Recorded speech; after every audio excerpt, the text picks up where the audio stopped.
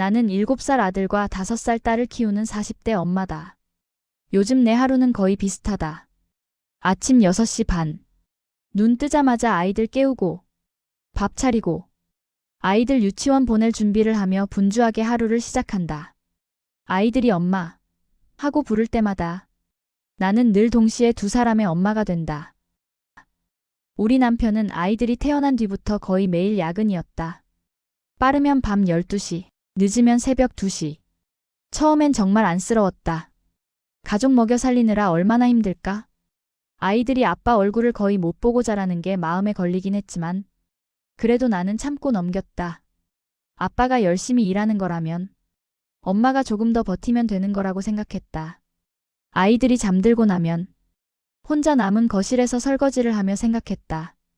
나만 조금 힘들면 되지 뭐. 그땐 정말 그렇게 믿었다. 남편이 없는 저녁은 익숙해졌다. 아들은 엄마, 아빠 오늘도 늦어? 라고 묻고 딸은 아빠 보고 싶어. 하며 울먹였다. 나는 아이들 머리를 쓰다듬으며 말했다. 아빠 회사에서 열심히 일하고 있어. 조금만 기다리자. 그 말이 거짓이 아니라고. 나 스스로도 믿고 싶었다. 아이들을 재우고 나면 그제야 내 하루가 끝났다. 하지만 그때부터가 진짜 문제였다. 사람들은 말한다. 애들 키우면서도 자기 시간은 가져야지. 하지만 그게 말처럼 쉬운가? 아이들 숙제 봐주고 밥하고 빨래하고 청소하고 그러다 보면 정작 아이들과 놀아줄 시간도 없다. 밤 11시. 그 시간엔 이미 눈꺼풀이 무거워진다. 남편은 늘 말했다. 미안해. 회사가 너무 바빠. 나는 그 말을 들을 때마다 고개를 끄덕였다. 그래, 어쩔 수 없지. 그게 부부니까. 의심은 정말 사소한 계기로 시작됐다. 어느 날 남편 셔츠에서 묘하게 호텔 비누 냄새가 났다. 처음엔 대수롭지 않게 넘겼다. 출장이라도 갔겠지. 하지만 그날 이후 이상한 점들이 하나둘 눈에 들어오기 시작했다. 어떤 날은 야근이라더니 유난히 기분이 좋아 보였고 새벽에 들어와도 피곤해 보이지 않았고 주말엔 늘 너무 피곤하다며 잠만 잤다. 그래도 나는 애써 생각했다. 내가 예민한 거야. 힘들게 일하니까 쉬고 싶은 거겠지. 결정적인 그날은 정말 아무 일도 없던 평범한 평일이었다. 아이들을 재우고 혼자 소파에 앉아 TV를 보는데 남편 휴대폰이 테이블 위에 놓여 있었다. 그날은 남편이 휴대폰을 집에 두고 출근을 했었다. 평소엔 손도 안 대던 폰이었는데 그런데 그날은 이상하게 눈이 갔다. 알림 하나가 떠 있었다. 하얀 모텔 5만 원. 순간 머릿속이 하얘졌다. 처음엔 믿고 싶지 않았다. 뭐지? 회사에서 단체로 묵은 건가? 하지만 곧 정신을 차리고 시간을 확인했다. 평일 저녁 7시 15분. 그 시간은 남편이 늘 야근이야 라고 말하던 시간이었다. 손이 덜덜 떨렸다. 가슴이 답답해서 숨이 잘 쉬어지지 않았다. 그 시간 동안 나는 집에서 아이들 씻기고 밥 먹이고 싸우는 애들 말리고 울며 잠드는 아이 안아줬는데 남편은 모텔을 갔다고? 그날 밤 나는 남편을 기다렸다. 새벽 1시 반 아무 일 없다는 얼굴로 들어오는 남편에게 조용히 물었다. 오늘 진짜 야근이었어? 남편은 잠깐 멈칫하더니 말했다. 응, 왜? 나는 폰을 내밀었다. 그 순간 남편 얼굴이 굳었다. 남편이 말은 이랬다. 미안해. 근데 진짜 아무 일도 없었어. 그냥 나도 혼자 쉴 시간이 필요했어. 그래서 게임 좀 하면서 시간 보낸 거야. 나는 웃음이 나왔다. 그럼 나는 언제 쉬는데?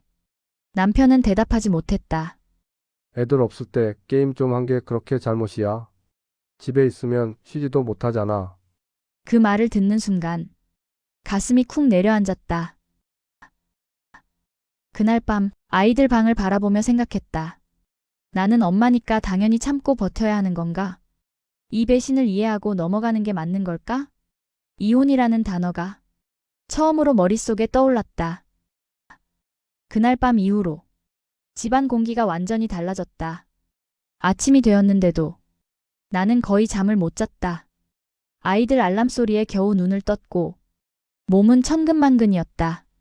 반면 남편은 아무 일도 없었다는 듯 샤워를 하고 출근 준비를 했다. 애들 잘 부탁해. 그 한마디가 왜 그렇게 차갑게 들렸는지 모르겠다. 아들은 여느 때처럼 말했다. 엄마, 오늘 아빠 언제 와? 나는 잠깐 말을 멈췄다. 오늘도 늦을 거야. 아이들은 고개를 끄덕였다. 너무 익숙하다는 듯한 그 모습이 가슴을 더 아프게 했다. 하루 종일 그 생각만 머릿속을 맴돌았다. 그래, 외도는 아니잖아. 다른 여자가 있는 건 아니니까. 그냥 혼자 쉰 거잖아.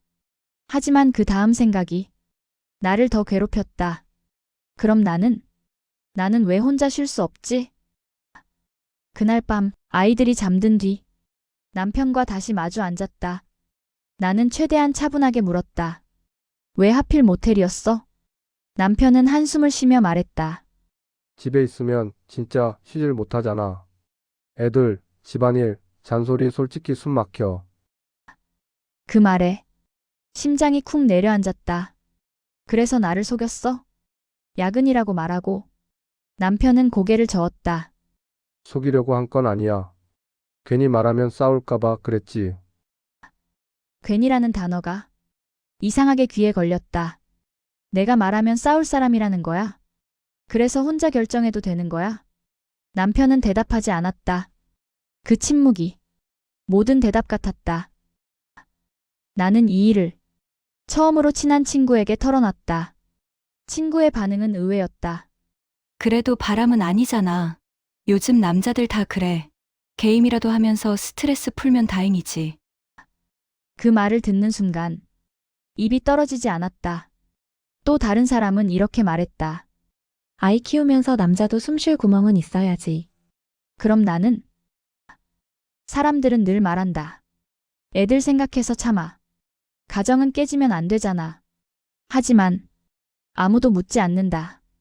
너는 괜찮아? 너는 행복해?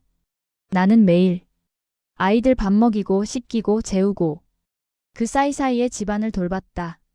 남편의 자기 시간은 모텔에서 확보됐고 나의 시간은 어디에도 없었다. 어느 날 아들이 조심스럽게 물었다. 엄마 아빠랑 싸웠어? 나는 놀라서 웃으며 말했다. 아니야. 그런 거 아니야. 하지만 아이는 고개를 끄덕이며 말했다. 요즘 엄마 많이 피곤해 보여. 그 말에 눈물이 날 뻔했다. 그날 밤 혼자 거실에 앉아 있는데 남편이 말했다. 나도 힘들어. 회사에서, 집에서 다. 나는 조용히 물었다. 그럼 나도 힘들다는 건 알아? 남편은 잠시 생각하더니 말했다. 그래도 넌 애들이 있잖아. 그 순간 정말 아무 말도 할 수 없었다. 아이들 때문에 나는 참고 버텼다. 아이들 때문에 화를 삼켰고 아이들 때문에 혼자 울었다. 그런데 남편은 아이들 때문에 힘들다며 도망쳤다. 이런 남자와 평생 함께할 수 있을까? 그날 이후 나는 알게 되었다. 이 문제의 핵심은 모텔도 게임도 아니었다. 나와 상의하지 않고 혼자만의 선택으로 가정을 비워버린 태도. 그게 문제였다. 어느 날 나는 처음으로 말했다. 나 이혼까지 생각했어. 남편은 깜짝 놀라며 말했다. 그 정도는 아니잖아. 그 말이 또 한 번 나를 무너뜨렸다. 나한테는 그 정도야. 나는 배신당했다고 느꼈어. 남편은 한참을 말이 없었다. 한참 후 남편은 이렇게 말했다. 앞으로는 말할게. 몰래 그러진 않을게. 하지만 그 말은 사과처럼 들리지 않았다. 그럼 또 이해해달라는 거야? 다음엔 허락받고 가겠다는 거야? 남편은 대답하지 못했다. 그날 밤 아이들 자는 모습을 바라보며 나는 생각했다. 이걸 이해하고 넘어가는 게 정말 아이들을 위한 걸까? 아니면 내가 나 자신을 버리는 걸까? 퇴근 후 모텔에서 쉬다 오는 남편. 그건 외도가 아니라고 말한다. 하지만 혼자만 편해지기 위해 가족을 속인 선택은 정말 괜찮은 걸까? 이걸 이해하는 게 맞는 건지 아직도 잘 모르겠다. 여러분이라면 모텔에서 쉬다 오는 남편 이해할 수 있나요?